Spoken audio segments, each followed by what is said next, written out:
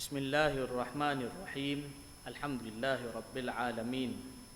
Wassalatu wassalamu ala asyrafil anbiya'i wal mursalin wa ala alihi wa sahbihi ajma'in. Subhanaka la ilma lana illa ma 'allamtana innaka antal alimul hakim. Wa la hawla wa la quwwata illa billahil aliyil azim.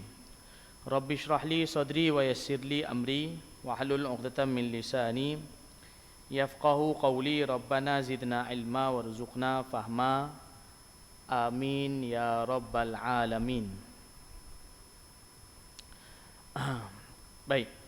Alhamdulillah tuan-tuan dan puan-puan yang dirahmati Allah Subhanahu wa taala. Kita sambung lagi bacaan kitab Hayatus Sahabah jilid 1. Jilid 1 muka surat 71, yang kitab Arabnya muka surat 71.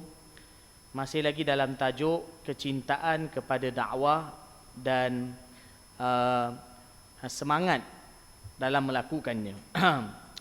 Tajuk yang kita baca malam ni iaitu Qissatu Islami Wahsy bin Harbin radhiyallahu anhu. Tajuk berkenaan dengan kisah keislaman Sayyidina Wahsy bin Harb radhiyallahu anhu. Kisah berkenaan dengan keislaman Sayyidina Wahsy bin Harb radhiyallahu anhu. Wa akhrajat Tabarani wa an Ibn Abbas radhiyallahu anhuma qala. Saya baca dulu dalam bahasa Arab, lepas tu saya akan terjemahkan.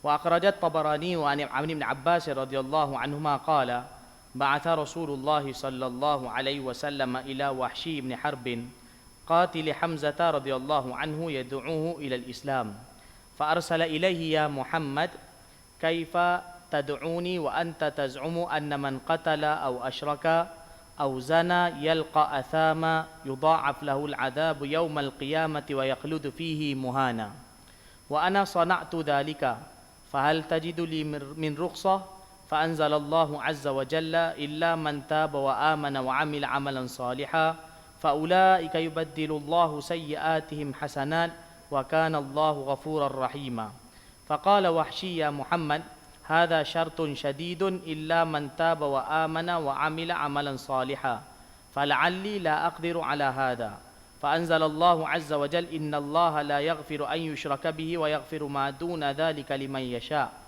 فقال وحشي يا محمد هذا أرى بعد مشيئة فلا أدري هل يغفر لي أم لا فهل غير هذا فأنزل الله عز وجل يا عبادي الذين أسرفوا على أنفسهم يا عبادي الذين أسرفوا على أنفسهم لا تقنطوا من رحمة الله إن الله يغفر الذنوب جميعا إنه هو الغفور الرحيم قال وحشي هذا نعم فأسلم فقال الناس يا رسول الله إنا أصبنا ما أصاب وحشي قال هي للمسلمين عامة قال الهيثمي وفيه أبين بن سفيان ضعفه الذهبي.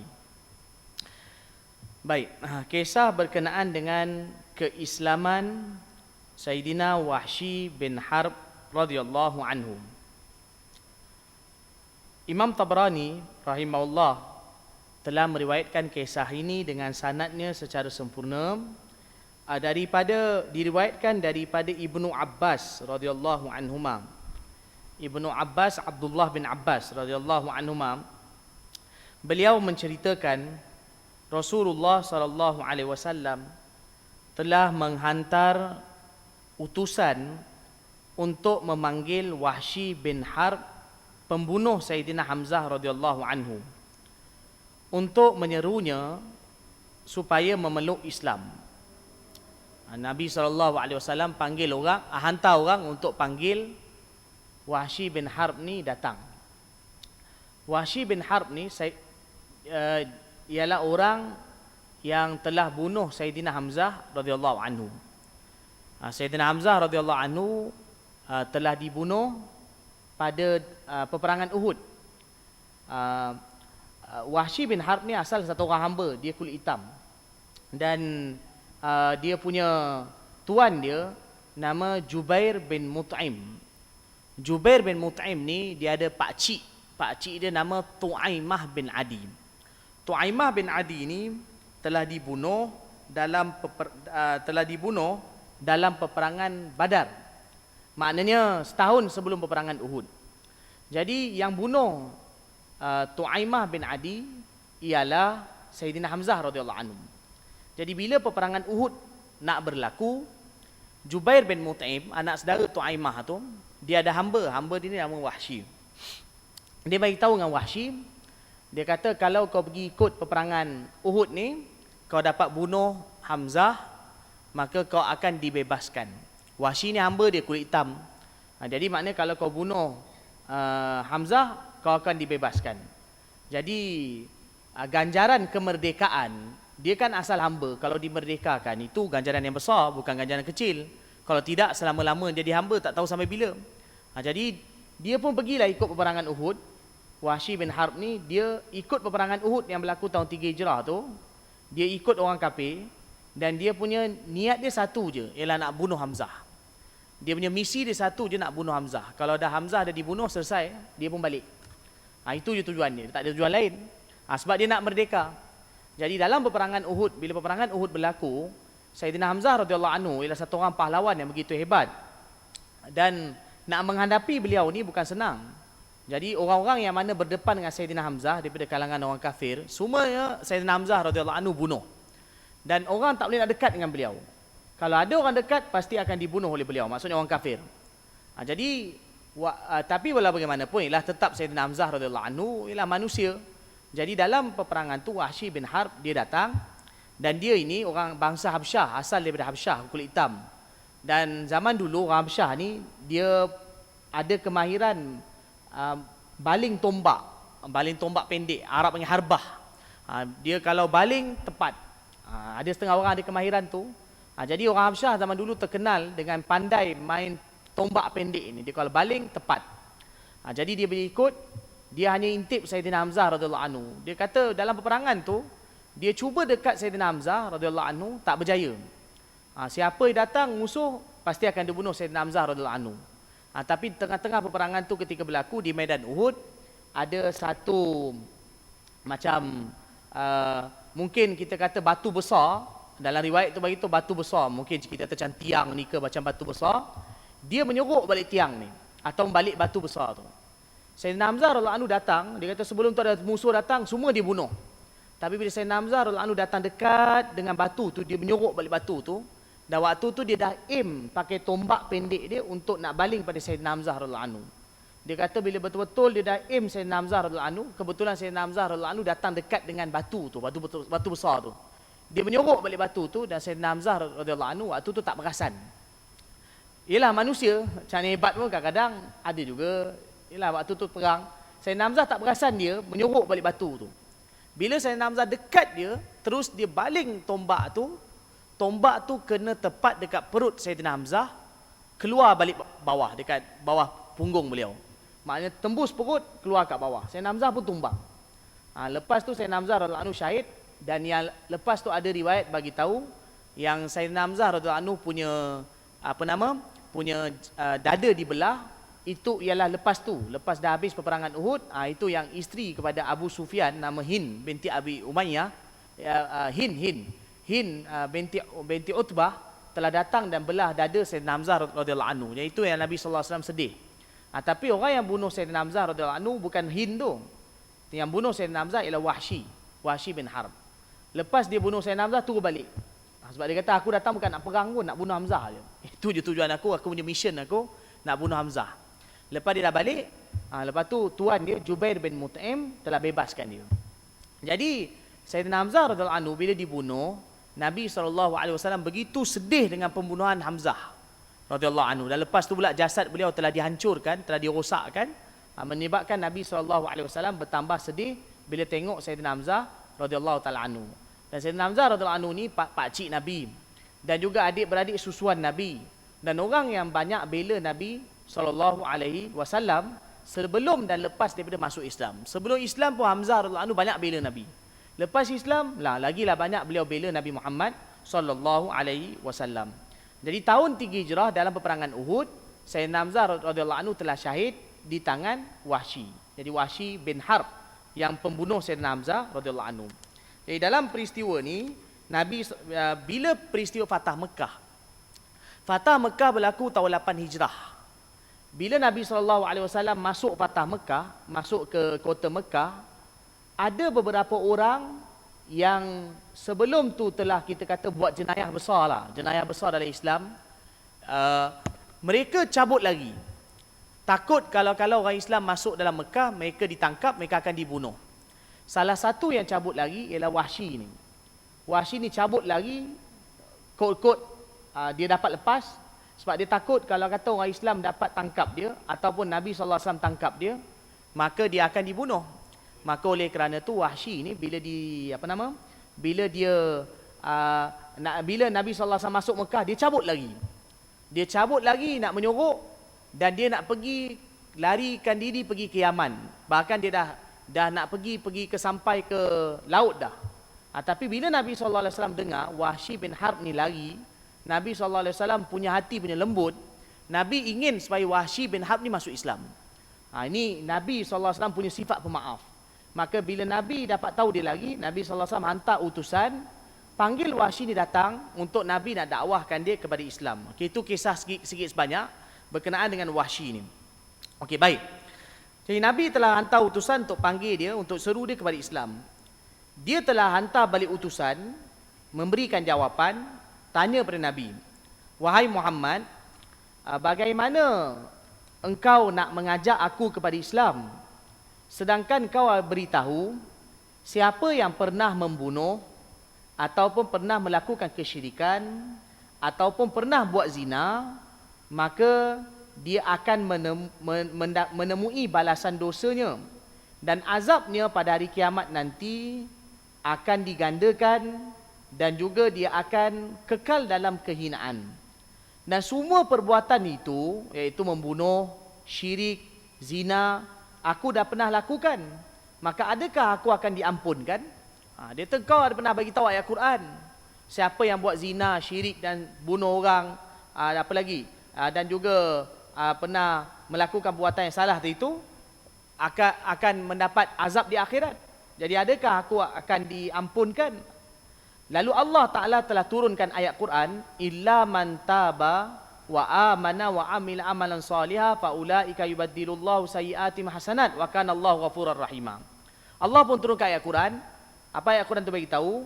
Siapa yang buat tadi itu, bunuh, syirik, zina, dia akan diazab di akhirat nanti. Tapi Allah kata kecuali siapa yang bertaubat dan dia beriman. Beriman maksudnya dia masuk Islam dan dia melakukan amal soleh, maka Allah Ta'ala akan ampunkan, dan Allah Ta'ala akan tukarkan keburukan dia dengan kebaikan. Allah Maha Pengampun. Bila ayat itu turun, Nabi sampai ke ayat itu kepada Wahsy. Maknanya kalau kau masuk Islam, kau taubat, Allah ampunkan dosa kau. Memang betul kau pernah buat semua itu. Tapi Wahsy telah tanya lagi pada Rasulullah SAW, "Wahai Muhammad, syarat ini ialah syarat yang begitu ketat. Kerana dalam ayat tadi sebutkan, kecuali orang yang bertaubat, beriman dan beramal soleh. Boleh jadi aku tak mampu nak melakukan kesemua itu. Mana aku tak mampulah nak buat amal soleh banyak dan betul-betul beriman, aku tak mampu. Jadi, bolehkah aku ni diampunkan?" Allah turunkan ayat lagi, "Innallaha la yaghfiru an yushraka bihi wa yaghfiru ma duna dzalika liman yasha." Allah turunkan ayat lagi. Allah kata Allah boleh ampunkan apa saja dosa. Okey, nanti ayat tu Allah kata Allah tidak akan ampunkan dosa syirik ke Allah Ta'ala, dan Allah boleh ampunkan dosa selain itu bagi sesiapa yang Allah Ta'ala kehendaki. Maknanya kan Wahsy kata aku tak mampu nak buat amal soleh banyak-banyak. Jadi Allah boleh ampunkan aku ke? Allah bagi tahu, Allah turunkan ayat, apa saja dosa satu orang tu buat, Allah boleh ampunkan. Dengan syarat, dia tak syirik. Kalau syirik dosa yang Allah Ta'ala tak ampunkan. Dan Allah boleh ampunkan dosa yang lain selain itu bagi siapa yang Allah Ta'ala kehendaki. Maknanya selain daripada dosa syirik. Maknanya, apa dia tuan-tuan? Dalam ayat ni maksud dia, satu orang kalau Islam, dia buatlah apa-apa dosa pun. Bukan suruh buat dosa. Dosa tak boleh buat. Dilarang dia buat. Tapi kalaulah satu orang tu buat apa-apa dosa pun, Selagi tak syirik, kalau dia minta ampun pada Allah Ta'ala, maka Allah Ta'ala boleh ampunkan dia. Allah Maha Pengampun. Dengan syarat jangan syirik. Syirik ni apa maksud di sini? Kafir. Kalau dosa kafir, syirik ke Allah, itu Allah Ta'ala tak ampun lah. Kan? Maksudnya itu dosa tu tak ada kemaafan. Melainkan dia kena masuk Islam, dia masuk Islam, maka barulah Allah ampunkan dia. Jadi satu je dosa tak diampunkan, syirik. Syirik ni tuan-tuan dan puan-puan yang dirahmati Allah, kena faham betul-betul. Syirik ni maksudnya orang tu sekutu ke Allah. Dia kata bahawa ada Tuhan lain selain Allah. Itu syirik. Ini dosa tak terampun. Tapi kalau orang Islam buat apa-apa dosa, contoh kata berzina, minum arak, tak boleh buat, dosa besar. Tapi kalau buat sekalipun, kalaulah dia betul-betul taubat, Allah boleh ampunkan. Kan? Satu orang tak solat, lepas tu taubat, dia solat, Allah boleh ampunkan. Tapi janganlah tak solat. Jangan tak solat. Buatlah apa dosa sekalipun, tapi Allah Maha Pengampun. Yang penting kena taubat kepada Allah Subhanahu Wa Taala.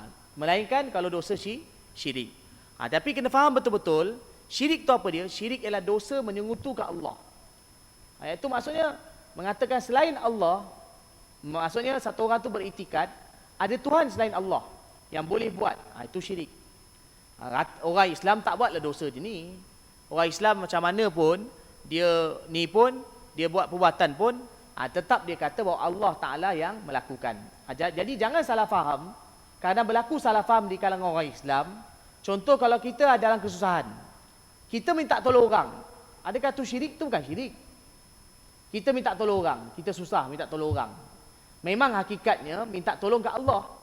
Tapi kalau kita susah minta tolong ke orang, itu tak adalah syirik. Kita sakit, pergi kat doktor minta ubat, itu tak adalah syirik. Kan? Sebab kalau kita tanya mana orang Islam pun, dia akan pasti kata hakikat yang buat tu Allah. Itu orang Islam. Kadang orang Islam lemah iman pun kita tanya ni. Tapi kita kena didik orang Islam bahawa bila kita minta tolong kat orang pun, kita kena tetap yang utama minta tolong kat Allah Ta'ala. Allah Maha buat, Allah yang lakukan segala-galanya. Tapi yang syirik ni maksud dia, bila satu orang tu sampai kata dia beriktikad bahawa Allah yang boleh, selain Allah boleh memberi. Maksudnya selain Allah boleh buat. Kita kalau minta tolong kat orang pun tetap kita kata bahawa Allah Maha buat. Kita sakit, kita pergi kat doktor, minta ubat. Tapi kalau kita tanya pada hati kecil orang Islam tetap akan kata bahawa yang buat tu Allah. Allah yang sembuhkan. Ubat hanya ikhtiar. Ubat tak boleh bagi sembuh. Yang bagi sembuh ialah Allah Subhanahu Wa Taala. Jadi yang syirik tu maksudnya kalau orang kafir. Kan? Itu. Saya terangkan tu sikit sebab kadang-kadang ada orang, dia mudah jatuhkan hukuman syirik pada orang. Ni syirik ni. Ni syirik ni. Syirik bukan benda ringan. Menuduh syirik pada orang Islam boleh menyebabkan kadang-kadang perkataan tu kembali pada kita. Lafaz syirik, lafaz kafir bukan lafaz main-main, nak lepas-lepas kat orang. Paling tinggi satu orang tu kalau buat dosa, kita kata dia fasik. Fasik. Melakukan dosa besar. Kena taubat, tinggalkan, segera tinggalkan.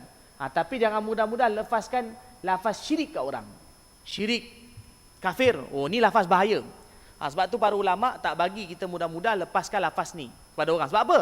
Sebab dosa syirik, dosa Allah tak ampun. Dosa syirik, dosa Allah tak ampun. Siapa kita nak mudah-mudah lepaskan syirik? Melainkan orang tu sembah selain Allah. Memang dia kata selain Allah boleh buat. Itu cerita lain. Itu baru syirik. Tapi orang Islam rata-rata tak lakukan demikian. Macam mana dia buat dosa pun tak adalah dia kata bahawa selain Allah Ta'ala tu boleh buat. Kalau kita tanya kadang dia kata juga bahawa Allah buat. Kan? Macam kadang orang Islam dia makan ubat kan? Tak sembuh. Dia kata kadang kalau kita tanya dia kata Allah boleh bagi sembuh. Kan? Kadang bila dia sembuh, dia kata Alhamdulillah saya makan ubat tu. Alhamdulillah sembuh. Maksud nak bagi tahu dia tetap berkata bahawa Allah yang buat. Okay, sambung. Jadi dalam ayat tadi, Allah pun turunkan ayat. Kan Wahsy duk takut-takut tak nak masuk Islam. Akhir sekali Allah bagi tahu bahawa apa sahaja dosa yang satu orang tu buat, Allah Ta'ala boleh ampunkan selagi tak buat syirik. Baik, sambung. Wahsy tanya lagi, wahai Muhammad, ayat yang Allah turunkan tu ialah kalau Allah nak. Aku tak tahu adakah Allah nak ampunkan aku ataupun tidak. Ada tak ayat lain lagi? Tak puas hati ke? Kan Allah kata, ayat tadi tu, Allah boleh ampunkan dosa, Allah Ta'ala tak ampun dosa syirik, tapi Allah Ta'ala boleh ampunkan apa-apa dosa yang Allah kehendaki. Bagi siapa yang Allah kehendaki. Selain itu Allah boleh ampunkan bagi siapa yang Allah kehendaki. Allah sebutkan, siapa yang Allah kehendaki Allah boleh ampunkan. Wahsy pun kata, Wahsy kata, aku tak tahu Allah nak ampunkan aku ke tak. Sebab Allah kata siapa Allah nak, Allah boleh ampunkan. Jadi aku tak tahu Allah nak ampunkan aku atau tidak. Ada tak ayat lain lagi? Maksudnya minta lagi, ada tawaran tak lagi? Punyalah berat nak masuk Islam. Ada tak tawaran lain lagi? Maksudnya ada tak offer lain lagi? Dia tanya pada Nabi SAW. Allah turunkan lagi ayat. Allah kata, ya ibadiyalladzina asrafu ala anfusihim la taqnatu min rahmatillah innallaha yaghfirudz dzunuba jami'a innahu wal ghafurur rahim. Apa Allah kata? Wahai hamba-hambaku yang mereka melakukan, yang mana mereka melampaui batas terhadap diri mereka sendiri. Wahai hamba-hambaku, janganlah berputus asa sekali-kali daripada rahmat Allah Ta'ala. Kerana Allah boleh ampunkan semua dosa. Kerana dia, Allah Ta'ala maha pengampun lagi maha penyayang. Ini offer last sekali. Apa dia? Iaitu satu orang, kalau dia taubat, macam mana dia buat dosa sekalipun tak syirik, maka jangan sekali-kali putus asa daripada rahmat Allah. Allah boleh ampunkan dia. Jangan dia kata Allah tak ampunkan dia. Jangan putus asa dari rahmat Allah Ta'ala. Bila turun ayat tadi tu, ayat yang saya baca tadi tu, barulah Wahsy berkata, kalau macam tu okeylah. Lebih kurang macam tu lah terjemah dia. Kalau macam tu okeylah, baiklah. Maka akhirnya dia pun masuk Islam. Dia pun akhirnya masuk Islam. Dah mula tanya, bolehkah Allah ampun aku ataupun tidak? Ini syarat ni ketat lah. Aku susah, aku tak tahu Allah boleh ampunkan aku ataupun tidak. Akhirnya bila Allah turun ke ayat yang ketiga tu, akhirnya dia kata kalau macam tu okeylah. Akhirnya dia pun masuk Islam. Lalu orang ramai pun bertanya kepada Rasulullah SAW, wahai Rasulullah, kami juga pernah melakukan perbuatan yang Wahsy pernah buat. Maka adakah kami dapat tawaran yang sama? Maknanya yang ayat tadi tu untuk kami juga ke? Nabi SAW bagi tahu, ayat tadi untuk semua orang Islam. Ayat tadi, tawaran tadi untuk semua orang Islam. Apa nak bagi tahu? Makna satu orang kalau kafir, dia masuk Islam, dia betul-betul masuk Islam, Allah ampun segala dosa dia. Apa yang dia buat sebelum tu, Allah ampunkan. Allah Ta'ala boleh ampunkan. Tapi kalau contoh kata lepas di Islam, dia buat sekian kesalahan, itu tak menafikan kalau contoh kata dia contoh kata dia membunuh. Lepas Islam, lepas masuk Islam dia membunuh orang. Ataupun dia buat apa-apa kesalahan, itu tak menafikan bahawa dia boleh dihukum. Hukum tetap kena hukum. Tapi di sisi Allah Ta'ala, kalau dia betul-betul taubat, Allah Ta'ala boleh ampun dia punya dosa. Yang penting jangan melakukan dosa syirik kepada Allah Subhanahu Wa Ta'ala. Akhirnya Wahsy ni pun masuk Islam. Dan akhirnya jadi Muslim sejati. Cuma Wahsy ni, tuan-tuan dan puan-puan yang dirahmati Allah, lepas dia masuk Islam, dia kalau datang kat Nabi SAW tak boleh tengok muka dia. Wahsy ni lepas dia masuk Islam, tahun 8 Hijrah. Lepas tu ada lagi 2 tahun kan Nabi masih hidup. Nabi SAW tak boleh tengok muka dia. Bukan kerana Nabi benci dia, Nabi tak benci dia. Nabi SAW tak pernah benci umat. Jadi bila dia masuk Islam, Nabi tak boleh tengok muka dia. Kenapa? Kalau Nabi tengok muka dia, Nabi akan teringatkan Hamzah. Ialah macam kenangan terhadap Hamzah tu akan datang. Jadi kau tengok dia muka dia, Nabi macam sedih. Nabi teringatkan Hamzah, Nabi tak benci dia. Jadi Nabi SAW pernah cakap dengan dia, Wahsy, boleh tak kalau kau datang dalam majlis aku, jangan tunjuk muka kau kat aku. Bukan kerana benci, tapi kalau boleh sorok-soroklah muka kau pada aku. Jadi Wahsy ni kalau selama bila dia datang dalam majlis Nabi, dia datang sorok-sorok. Dia datang tapi dia sorok-sorok muka Nabi. Sebab kalau Nabi tengok dia, Nabi sedih. Nabi tak benci dia, tapi Nabi SAW akan teringat Hamzah. Jadi sebab tu kalau dia datang, dia nyorok-nyorok balik tiang. Dia nyorok-nyorok balik tiang, nyorok-nyorok balik dinding, tak tunjuk muka. Kan? Jadi tuan-tuan jangan buatlah perbuatan tu. Jadi itu hanya selingan saja. Dia kalau datang dalam majlis, dia nyorok-nyorok balik tiang, ataupun dia nyorok-nyorok balik sahabat lain. Kenapa? Tak nak bagi Nabi SAW nampak muka dia. Tapi lepas tu jadi Muslim sejati. Lepas tu apa yang dia buat? Lepas Nabi wafat, tuan-tuan dan puan-puan yang dirahmati Allah Ta'ala, lepas Nabi SAW wafat, Wahsy ini telah buat jasa besar dalam Islam.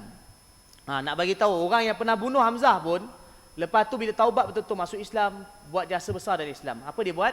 Lepas Nabi SAW wafat, telah berlaku murtad. Dan ada Nabi palsu telah muncul. Nabi palsu tu nama apa? Musailamah Kazzab.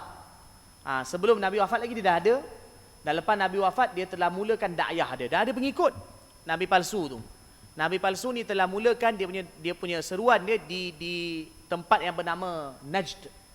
Zaman Sayyidina Abu Bakar radhiyallahu anhu, Sayyidina Abu Bakar telah hantar pasukan tentera untuk padamkan fitnah Nabi palsu ni, untuk perangi mereka. Dan antara yang ikut Sayyidina Abu Bakar radhiyallahu anhu telah hantar pasukan tentera dipimpin oleh Khalid bin Al-Walid radhiyallahu anhu. Dan antara yang ikut tentera Khalid bin Al-Walid ni ialah Wahsy. Yang Sayyidina Khalid bin Al-Walid jadi pemimpin tentera untuk pergi perangi Nabi palsu, pergi ke Najd. Najd ni jarak lebih kurang dalam 800 km daripada kota Madinah. Mereka mau pergi, sampai kat sana, mereka berperang dengan pasukan tentera Musailamah Kazzab ni. Dalam pasukan tentera tu ada Wahsy. Dan Wahsy telah bawa tombak yang sama yang dulu dia bunuh Hamzah. Tombak tu juga dia bawa pergi ke peperangan tersebut. Jadi bila sampai kat sana, Musailamah Kazzab dia dikawal ketat oleh dia punya pengawal-pengawal dia. Takut dia dibunuh. Bila peperangan berlaku, Wahsy ni telah diam-diam menyusup. Tak tahu macam mana, akhir sekali dia dapat sampai pada Musailamah. Dan akhirnya dia telah bunuh Musailamah. Dan dia telah bunuh Musailamah Kazzab, Nabi palsu ni, menggunakan tombak yang sama, dia bunuh Sayyidina Hamzah radhiyallahu anhu. Lepas tu dia berbangga. Dan dia kata pada zaman Nabi, aku telah bunuh orang yang paling baik dalam Islam, Hamzah lah. Dan selepas Nabi wafat, aku telah bunuh orang yang paling jahat dalam Islam lepas aku Islam. Maknanya sebelum aku Islam, aku bunuh orang yang paling baik. Tapi alhamdulillah lepas aku Islam, aku bunuh orang yang paling jahat dalam Islam, maksud Nabi palsu, iaitu Musailamah Kazzab. Dan dia bunuh menggunakan tombak yang sama, dia bunuh Sayyidina Hamzah radhiyallahu taala anhu. Tu jasa dia. Dan lepas tu Allah bagi dia syahid. Lepas tu zaman Sayyidina Umar radhiyallahu anhu telah berlaku peperangan Yarmuk. Dalam peperangan Yarmuk tu diikut. Dan dalam peperangan Yarmuk akhirnya dia syahid. Akhirnya jadi sahabat, adalah sahabat, dan juga akhirnya telah syahid. Allah anugerahkan dia dapat mati syahid lepas tu. Itu berkenaan dengan Wahsy. Okay, baik. Wa indal Bukhari an Ibn Abbas radhiyallahu anhu qala inna nasan min ahli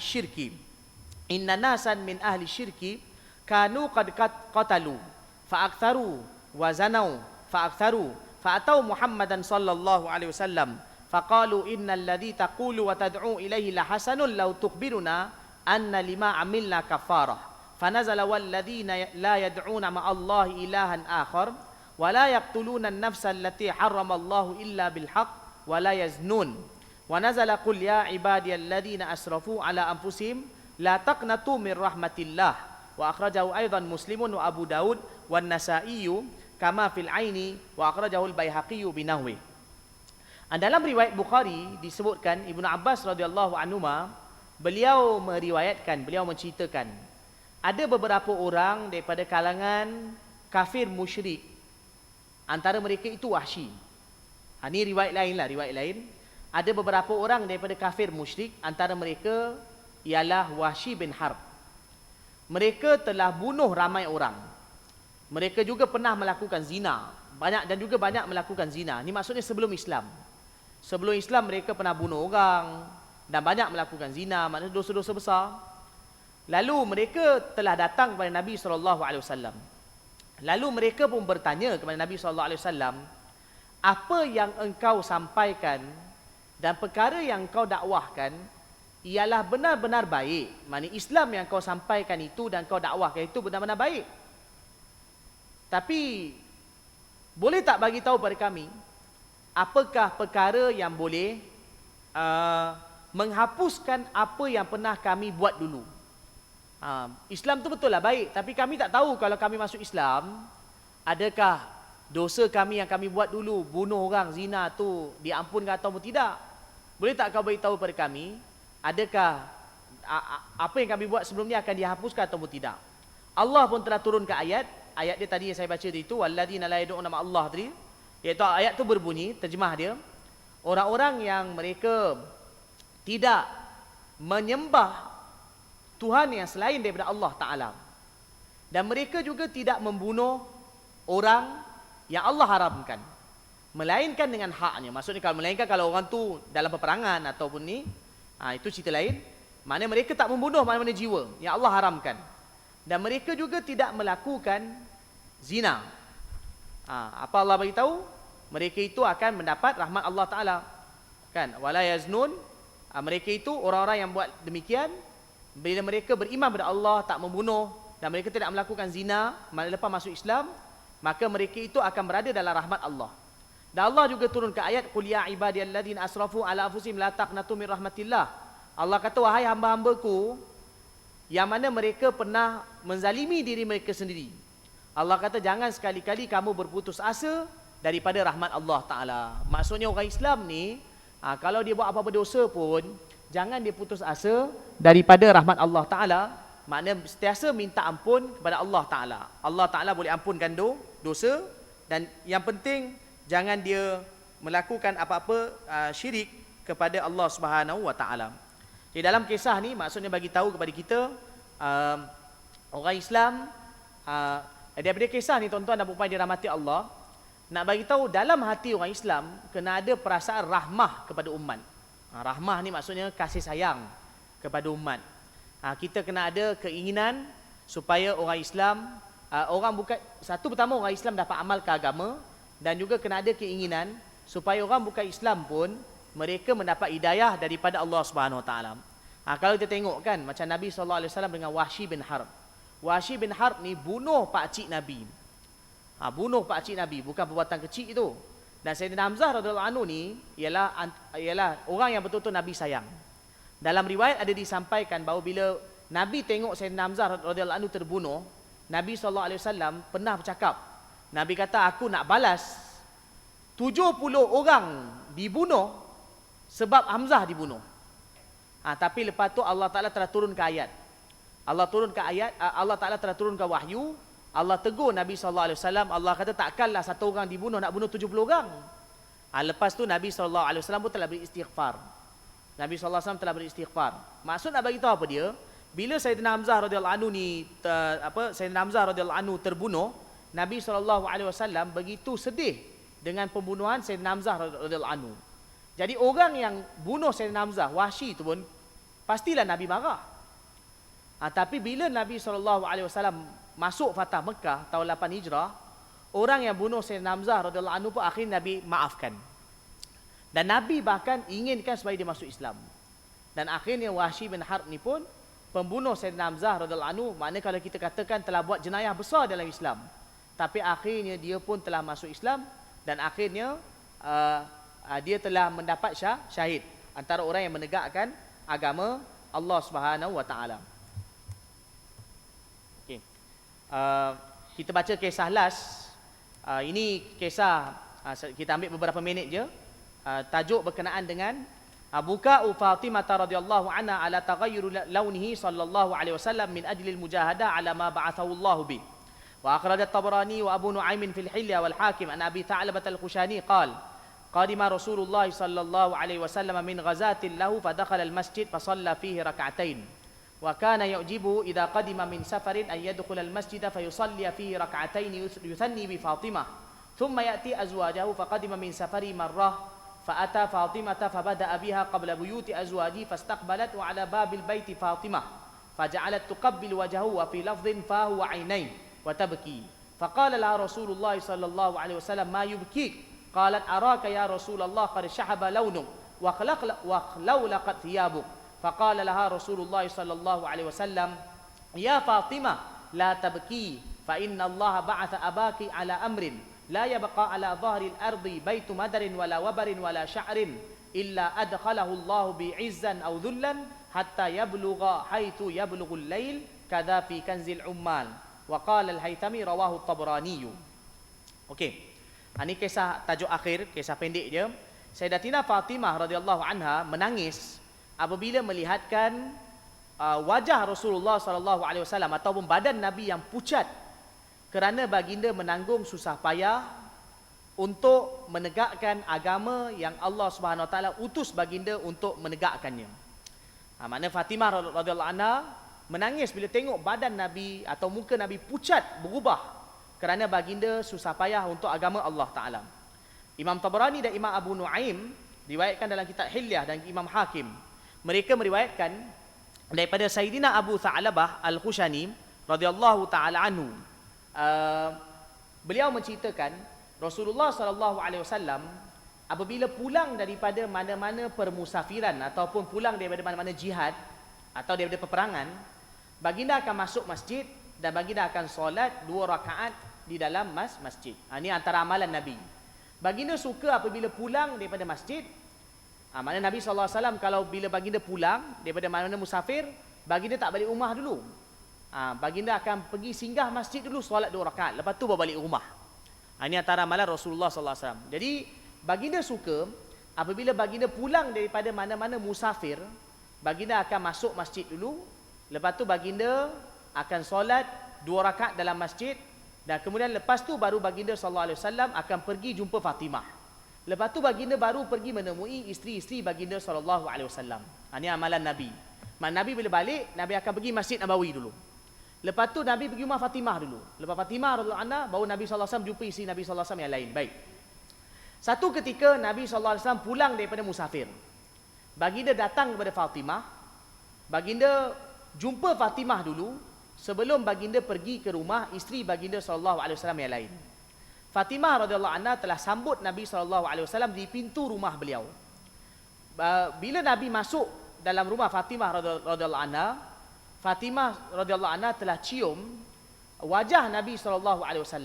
Ada riwayat bagi tahu Fatimah radhiyallahu anha telah cium, telah mengucup kedua mata Nabi SAW. Makna sayangnya beliau. Makna bila Nabi masuk, beliau cium dahi Nabi. Ada riwayat kata beliau cium mata Nabi SAW. Dan beliau menangis. Nabi SAW tanya pada beliau, kepada Fatimah, kenapa kau menangis? Fatimah berkata, wahai Rasulullah, saya tengok ayah, muka ayah jadi, badan ayah ataupun muka ayah, warna badan ayah jadi pucat. Maksudnya muka ayah pucat betul. Dan pakaian ayah jadi lusuh. Makna apa? Kerana untuk agama ni, maka Rasulullah SAW telah bersabda, wahai Fatimah, jangan kau menangis.